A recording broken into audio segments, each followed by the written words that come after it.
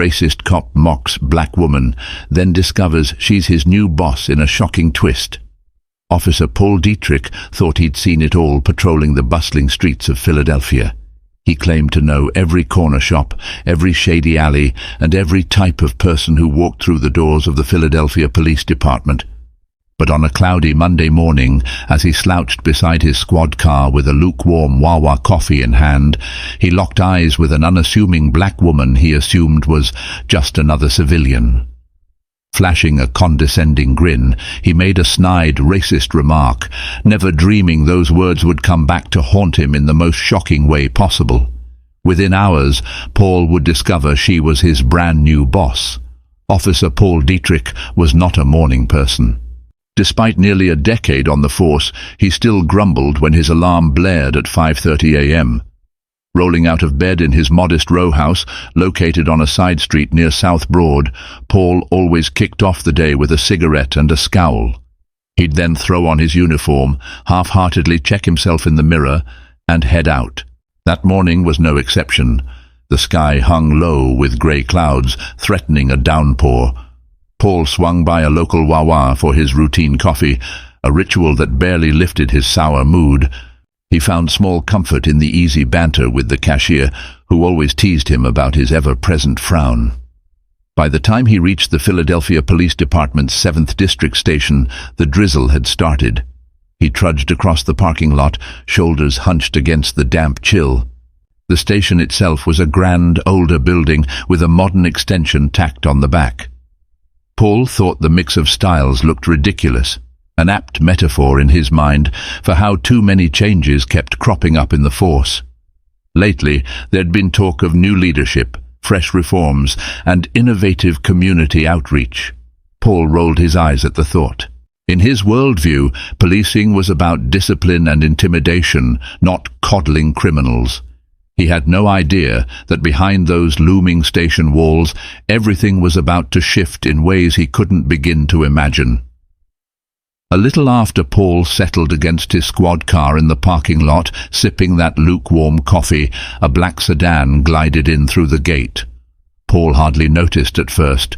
Lots of people came and went, detectives working late cases, civilians with complaints, city officials dropping by for unannounced visits. Only when the driver stepped out did he glance up. A tall black woman, late 30s or early 40s, emerged. She wore sharp business attire, a charcoal suit jacket, matching slacks, and polished shoes. Her hair was styled in neat short curls, and she carried a slim black briefcase. There was a self-assured grace in her posture, but to Paul's biased eye, she was just a random visitor, maybe a new administrative assistant or a social worker, certainly not someone he considered important. For a moment, their eyes met. The woman gave Paul a polite nod. Irritated at being confronted by this small civility, especially from someone he immediately sized up as not belonging, Paul let a scornful sneer curl his lips. "Mornin'," he said, voice steeped in condescension. "You lose your way, ma'am? This here's a police station." The woman's polite smile faltered. She didn't respond right away, clearly registering his tone. "No," she said evenly, "I'm exactly where I need to be. Thank you for asking." The dryness of her reply pricked Paul's ego. He gave a derisive sniff, stepping aside as if she were beneath his notice. With coffee in one hand, he waved the other dismissively. "Well, maybe they can point you to the correct office inside. Just don't be wandering around. It's not a community center." Her eyes flickered, revealing a spark of irritation, but she schooled her expression into calm neutrality. "I'll keep that in mind." With that, she turned and strode toward the main entrance, leaving Paul with a snide grin on his face. He had no clue he'd just insulted the woman who, within a matter of hours, would have the power to dictate his entire career. Inside the station, the morning hustle was in full swing. Phones buzzed, officers scurried to update case files, and a few detectives shared notes in hushed voices. Captain Jared Torres, the longtime head of the 7th District, was set to retire at the end of the month. For weeks, rumors of his replacement had circulated. Some believed the department would promote from within. Others speculated about an out-of-town recruit with a glowing record. Paul had tuned out most of this chatter. He didn't care who replaced Torres. He just wanted someone who wouldn't meddle in his routine. Lately, the force had hammered a new approach. Community policing, empathy-based interventions, and all those soft tactics that Paul despised. He preferred old-school policing, patrolling troubled neighborhoods with a heavy hand, zero tolerance, minimal conversation. As he ambled inside, Paul overheard snippets of conversation among a few colleagues near the front desk. "Is that the new captain just walked in?" "No clue, but the rumors said we might get someone from out west, or maybe from a more progressive district in the city. I heard it's a woman, and that she's big on accountability." Paul laughed inwardly at the notion that a woman could come in and shake up the station. Accountability sounded like code for more paperwork and forced diversity training. He had endured enough of that to last a lifetime. Little did he know, the woman he had just mocked in the parking lot was about to walk past that same front desk, escorted by a senior officer who recognized her immediately. And soon the entire station would discover her identity. Captain Tessa Middleton, newly transferred from the Chicago Police Department after championing a high-profile community relations program that gained national acclaim. Tessa Middleton felt a flutter of nerves as she stepped through the station doors. Though she'd spent 15 distinguished years in Chicago, rising from beat cop to a leadership role, starting fresh in Philadelphia brought new challenges. She had left behind a network of trusted colleagues, countless contacts, and the city she called home since her early 20s. But Tessa thrived on challenges, and the Philadelphia PD's offer to helm the 7th District as their next captain was too compelling to refuse. An older sergeant recognized her from a departmental memo and immediately approached with a respectful greeting. "Captain Middleton, it's an honor to meet you, ma'am. I'm Sergeant Brooks. Let me show you to the briefing room." Tessa nodded with a small, appreciative smile. "Thank you, Sergeant. I'm eager to get started." Her heart pounded with a mix of excitement and the sting of that unpleasant encounter in the parking lot. She hadn't expected a warm welcome from everyone. Police culture could be resistant to outsiders. Still, the raw disrespect in that officer's words rattled her more than she cared to admit. Tessa prided herself on remaining cool under pressure, but it wasn't easy to swallow blatant racism from a subordinate on day one. As she trailed behind Sergeant Brooks, Tessa mentally composed herself. She'd handle the matter in time, through the proper channels. Right now, her first priority was meeting the command staff, reviewing the district's ongoing cases, and planning an introductory address to the officers. She thought about the sour-faced cop she'd just encountered, wondering if he'd realize his catastrophic mistake. For now, she would play it by the book and let fate handle the rest. The station's main briefing room buzzed with conversation. Row upon row of chairs faced a podium where an administrative lieutenant usually shared daily updates, overnight arrests, calls for service, potential threats. The seats were quickly filling with uniformed officers and staff. Word spread that the new boss would be formally introduced this morning. Paul Dietrich slumped in a seat near the back. He felt vaguely curious about the new captain, but mostly concerned with the stack of parking citations he had to file before noon. A buddy of his, Officer Gomez, leaned over to whisper, "Hey, you meet the new boss yet?" Paul gave a dismissive shrug. "Nah, not officially. She can't be worse than the old man though, right?" He smirked at his private joke, recalling how he'd clashed with Captain Torres over trifling matters like unnecessary force allegations. A hush fell over the room when Sergeant Brooks stepped up to the podium. "All right, everyone, settle down," he called. "We have an important announcement. As many of you know, Captain Torres is retiring soon, and we're welcoming our new captain today. Please give your attention to Tessa Middleton, recently arrived from the Chicago PD." At that, the door near the front opened and Tessa Middleton entered. She strode to the podium with measured confidence, scanning the room. Paul's jaw dropped in slow realization. The woman in the crisp suit, the same one he'd just belittled outside, she was the new captain. He forced himself to remain composed, though his mind whirled with embarrassment, fear, and stubborn denial. Tessa Middleton's gaze flitted across the group of officers, and Paul could swear her eyes paused on him just for a fraction of a second, like a hawk noting a scurrying mouse in the grass. Clasping her hands, Tessa cleared her throat. "Good morning, everyone. I'm Captain Middleton. I appreciate the warm welcome. I know transitions can be challenging, but I'm looking forward to getting to know each of you and working together to serve our community better. My door is always open." Polite applause rippled through the room. Paul clapped half-heartedly, sweat gathering under his collar. He couldn't shake the sense that a hammer was about to drop, and indeed it would, only not in the way he expected. The room dispersed into scattered pockets of conversation the moment Tessa concluded her introduction. Officers approached her one by one, offering polite salutations, borderline curiosity, or guarded politeness. Sergeant Brooks guided Tessa through the throng, introducing her to the district's various unit heads. Meanwhile, Paul hovered at the back, uncertain if he should slip out or stand in line to greet her. His heart pounded. He replayed the parking lot interaction in his mind, the mocking tone, his dismissive wave, how thoroughly he'd made a fool of himself. A swirl of conflicting emotions battered him. Part of him wanted to double down.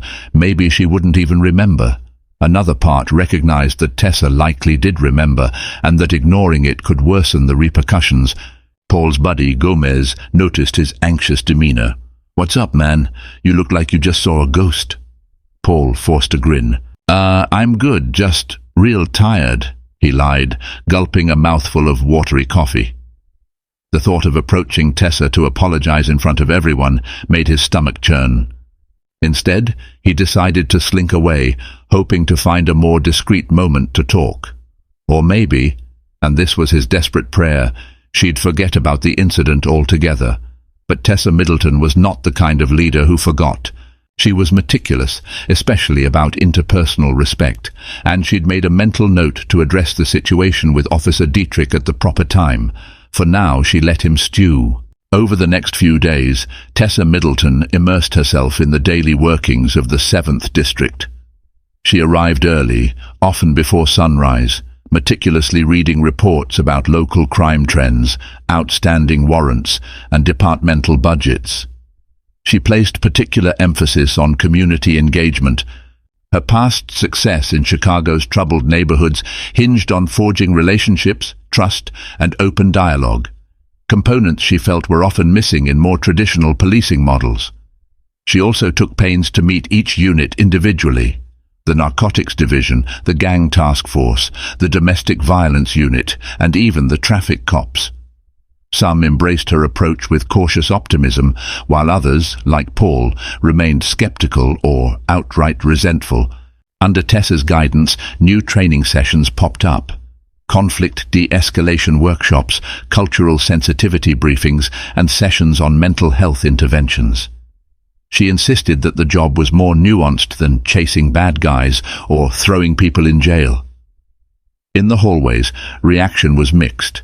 Younger officers seemed intrigued, eager to prove themselves in a modern policing environment. Older, more jaded cops rolled their eyes, muttering about soft policing. Still, Tessa's unwavering focus on results made it hard to dismiss her. Within a week, she'd already proposed an initiative to reduce robberies in a high-crime corridor by pairing foot patrol officers with local business owners, encouraging real-time communication. She also posted a sign-up sheet for volunteers to represent the station at a community fundraiser. The new boss was all action, no idle talk. As for Paul Dietrich, he largely avoided direct contact. He'd pass her in the corridor, offering a stiff nod, but no conversation. Tessa, for her part, was content to let him squirm, observing his performance from a distance. She was waiting for the right moment, one where she could address the deeper issues festering under Paul's surface. Frustration gnawed at Paul as he watched Tessa's influence spread through the precinct. A few of his longtime colleagues seemed to rally behind her ideas, praising them as forward-thinking. Paul felt betrayed, convinced that Tessa's brand of policing was all theory and no real grunt work. He'd spent years on these streets, believing that fear and force were the only ways to maintain order in rough neighborhoods. His resentment escalated each time Tessa introduced a new policy that threatened to disrupt his routine. When she mandated that officers carry business cards to hand out to citizens so the public could follow up on concerns directly, Paul saw it as pointless grandstanding. When she reorganized patrol schedules to ensure balanced coverage in high-risk zones, he complained that it messed up his well-established shifts. Quietly, Paul began venting to a small circle of like-minded officers, accusing Tessa of not understanding Philly. He ignored the fact that she had studied the city's crime data exhaustively. In his mind, she was an outsider, a fancy import from Chicago with big words and no street smarts. If that wasn't enough, he recalled their first encounter, her calm refusal to be cowed by his remarks. The memory stoked his anger. He resented that she carried herself with dignity while making him feel smaller each time they crossed paths. Over coffee one morning, this time from a Dunkin' near the station, he confided in Officer Gomez. "She's going to ruin this place with her community nonsense," Paul fumed. "Mark my words, crime isn't solved by singing Kumbaya. She can't boss me around forever." Gomez offered a sympathetic nod, but didn't fully join Paul's rant. "I don't know, man. Some folks say she's gotten results in the past. Maybe give her a chance." Paul scoffed, gripping his coffee cup so hard it nearly splintered. "Over my dead body," he muttered, resolved to oppose Tessa Middleton at every turn. Tensions came to a head one afternoon when Tessa introduced a pilot program. Local youth officers would accompany foot patrols to observe how real policing worked, bridging gaps between the force and the younger generation. Each shift would host 2 high school students who expressed interest in law enforcement careers. When Tessa assigned Paul's shift to participate, he felt singled out and humiliated.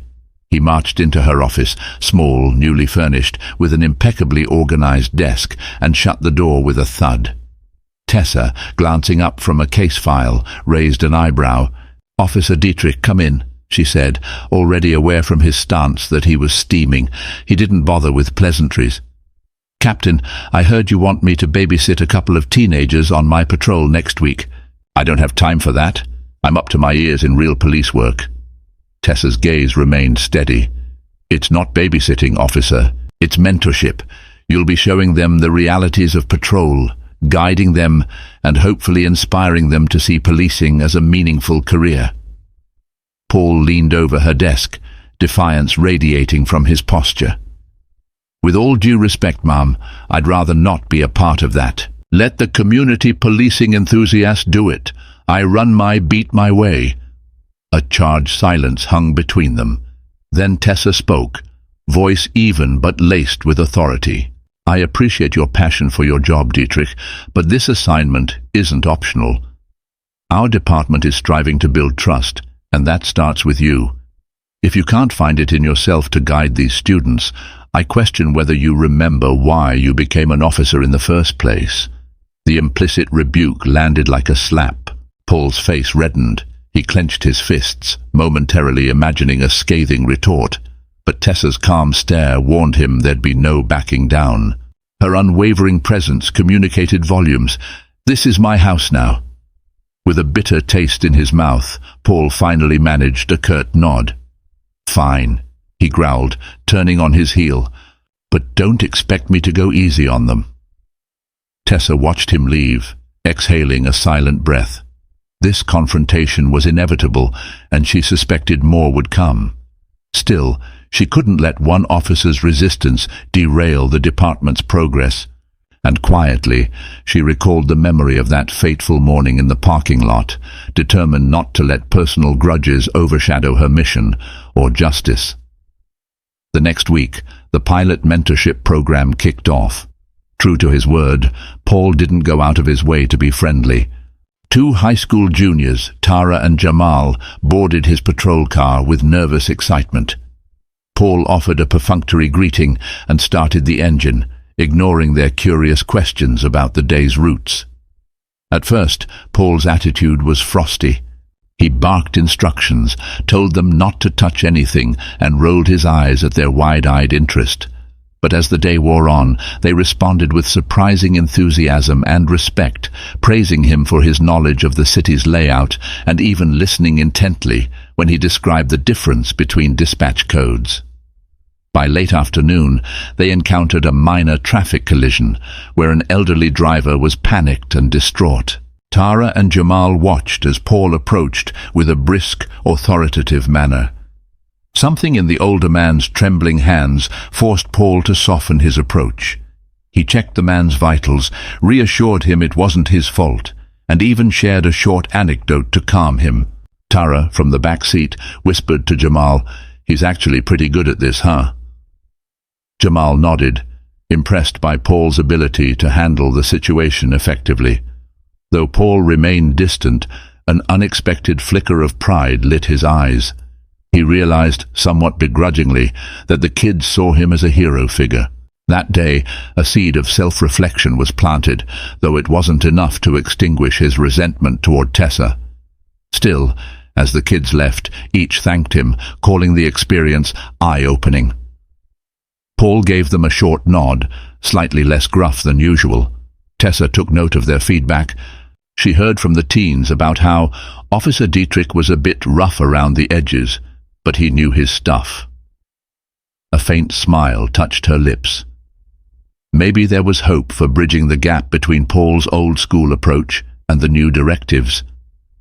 As summer turned to early autumn, Tessa pushed ahead with more reforms: monthly town halls, officer sensitivity training with local civil rights groups, and an emphasis on fewer arrests for petty infractions in favor of community service. The 7th District saw a modest reduction in complaints against officers, but not everyone was pleased. Some older cops complained about paperwork overload. Others disliked being forced to approach policing with more empathy. Paul was among the most vocal critics. Though he complied with new protocols on the surface, behind closed doors he seethed. He felt Tessa was undermining the department's authority. On more than one occasion, he ranted to his circle that we look weak. One rainy afternoon, a heated conversation erupted in the break room. Paul accused Tessa's policies of coddling criminals, especially in certain neighborhoods he deemed lost causes. A few officers tried reasoning with him, noting the drop in violent confrontations, but he dismissed them as naive. Unbeknownst to Paul, Tessa overheard parts of his tirade while passing by.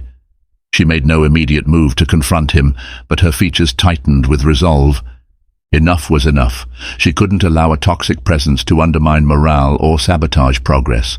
At the same time, a bigger storm loomed on the horizon. District finances were under scrutiny.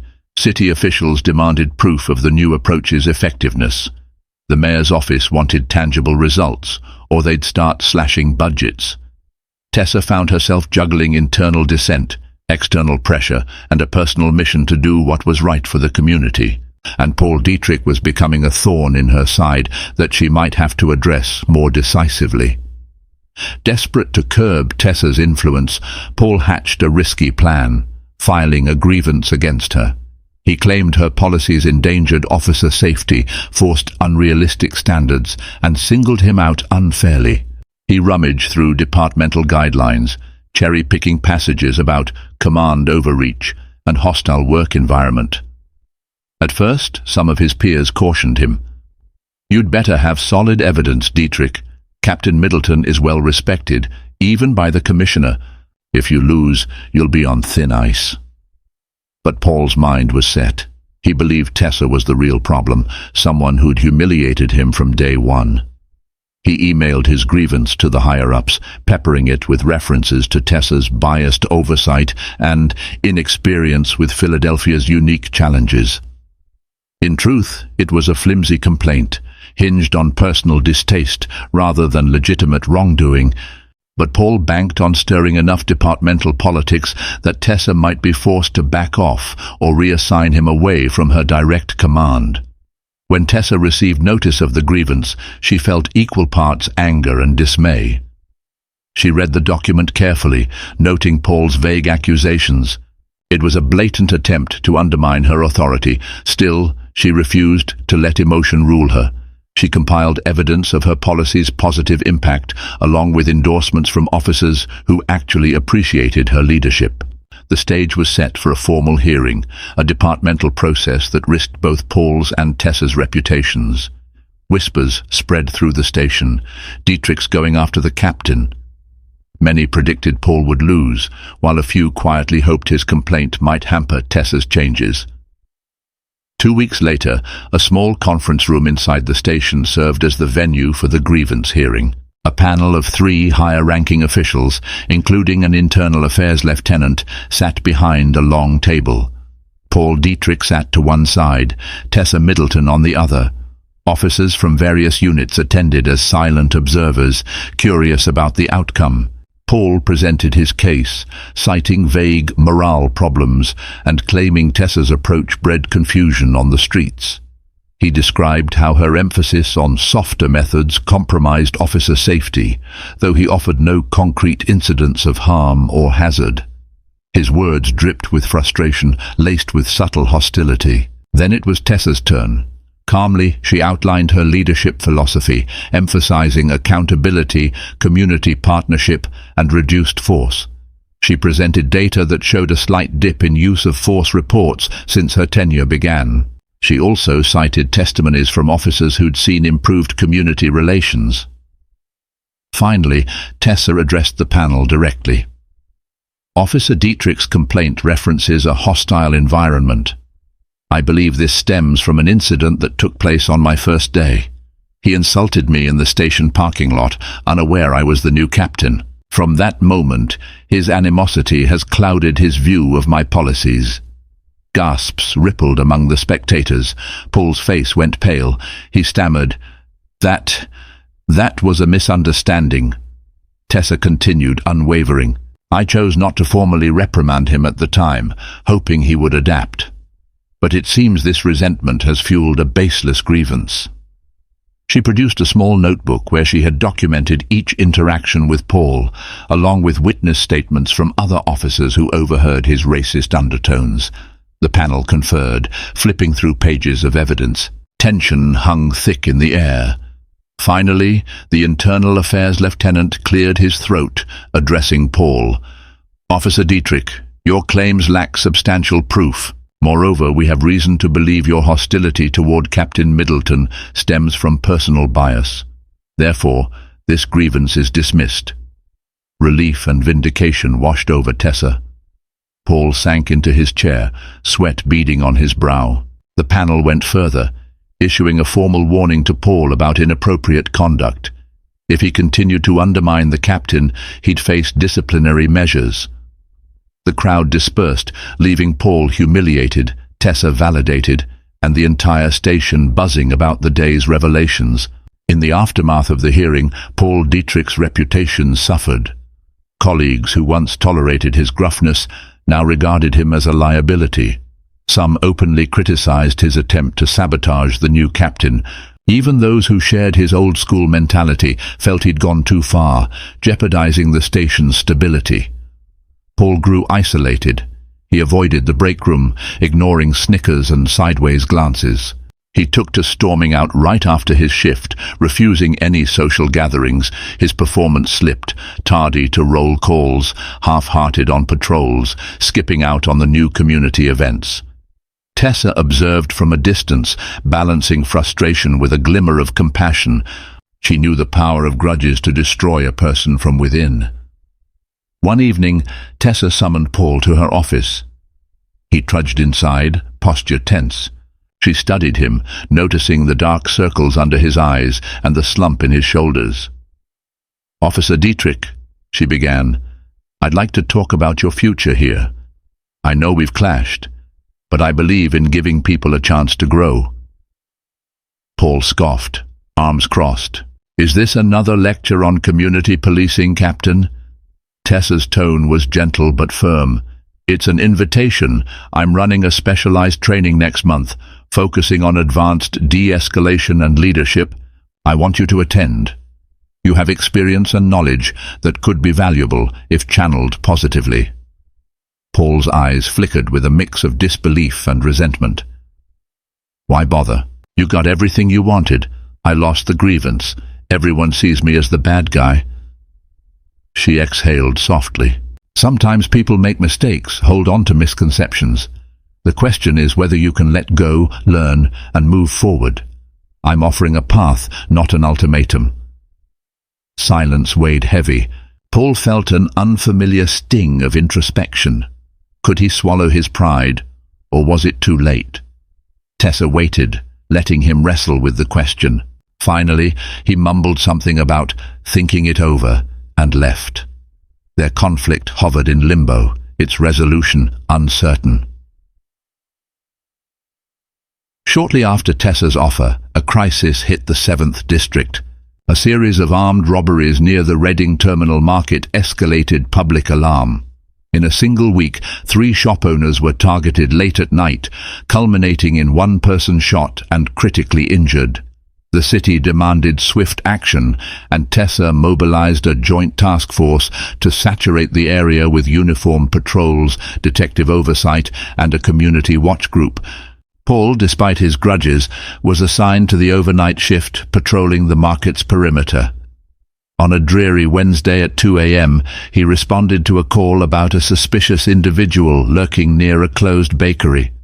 Speeding there alone, he found a young man wearing a hooded sweatshirt, crouched by a locked back door. Convinced he'd caught the robber, Paul drew his weapon, shouting commands to freeze. Panicked, the young man raised his hands, stammering that he was an employee locked out after a late shift. Paul's adrenaline spiked. He inched closer, certain he recognized the stolen goods in the man's bag. The tension mounted, the suspect trembling, Paul's finger near the trigger. It was a scenario that could end in tragedy. Suddenly Tessa Middleton arrived with another officer. She had been monitoring the area as well, near enough to back up calls. She stepped forward, calm but authoritative, telling Paul, "Stand down, Dietrich. Let me talk to him." Her tone brokered no argument. Caught in a swirl of emotion, Paul hesitated. Then, in a moment that felt like a small eternity, he lowered his weapon.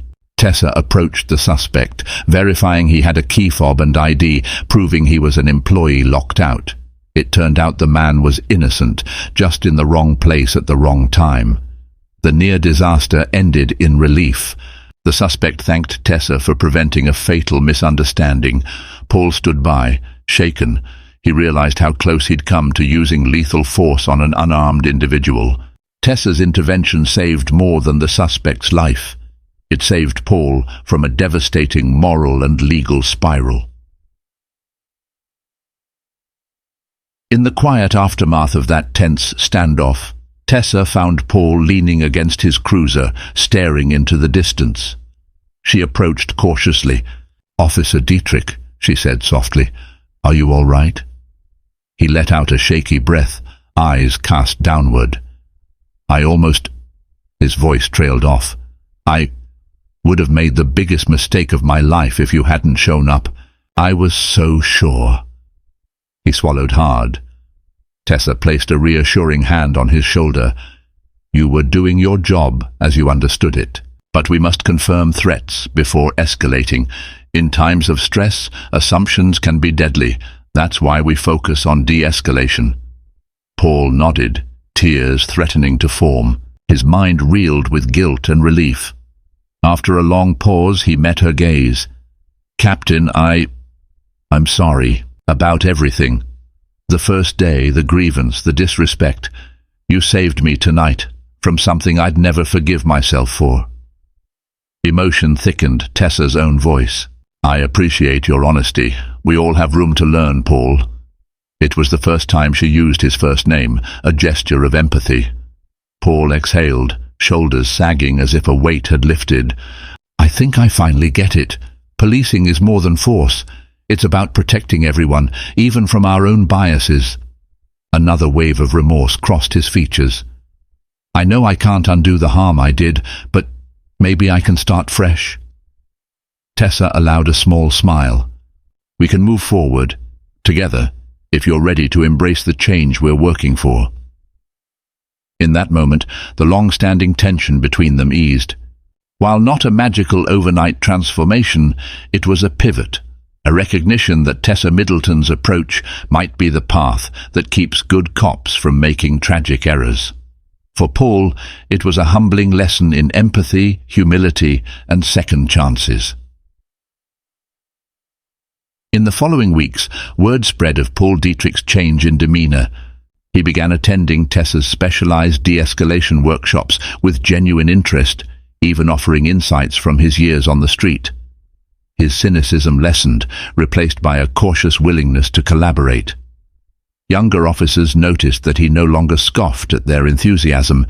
Even the teenage mentees who visited the station found him approachable. Tessa, for her part, continued pushing reforms and forging strong bonds with the local community. With renewed support from officers like Paul, the 7th District's results improved. Fewer force complaints, more solved cases aided by community tips, and a gradual shift in public perception. The department's higher-ups took note, praising Tessa's leadership and the station's ability to adapt. No one claimed perfection. Policing remained complicated. Tensions still flared during big arrests, and the city's labyrinth of socio-economic challenges persisted. But for every moment of difficulty, there were new glimmers of hope. Tessa's unwavering vision and Paul's transformation embodied a station that strove to protect and serve without prejudice. One crisp autumn morning, Tessa and Paul unexpectedly crossed paths in the parking lot, where it all began. He offered a genuine smile. "Captain," he said respectfully, raising his coffee cup in greeting. She returned the smile. "Morning, Officer Dietrich. Beautiful day, isn't it?" He nodded, reflecting on how that once hateful spot had become a symbol of redemption. "Sure is," he replied quietly. With that, they headed inside to start the day. Together, forging a better future for the city they both loved, proving that even a jaded cop and a visionary captain could find common ground. Sometimes the hardest lessons yield the greatest growth, and for Paul Dietrich, that karma had come full circle, leading him back to a sense of honor in the uniform he wore. In the end, Officer Paul Dietrich's initial act of blatant prejudice became the catalyst for his biggest transformation. By mocking Captain Tessa Middleton on her very first day and learning she was his new boss, he set off a chain of events that forced him to confront his own biases and the flawed attitudes he'd clung to for years. In her calm, resolute way, Tessa demonstrated that true leadership is about justice, empathy, and respect, even for those slow to accept change. Thanks to one tense confrontation in a dark alley, Paul realized how close he came to tragedy. Humbled and chastened, he embraced Tessa's vision for the 7th District, becoming part of a reformed, more compassionate approach to policing. If this powerful story moved you, please like, share, and subscribe to our channel. Your support helps us continue bringing transformative tales that remind us all it's never too late to learn, to change, and to become the best version of ourselves. Thank you for watching.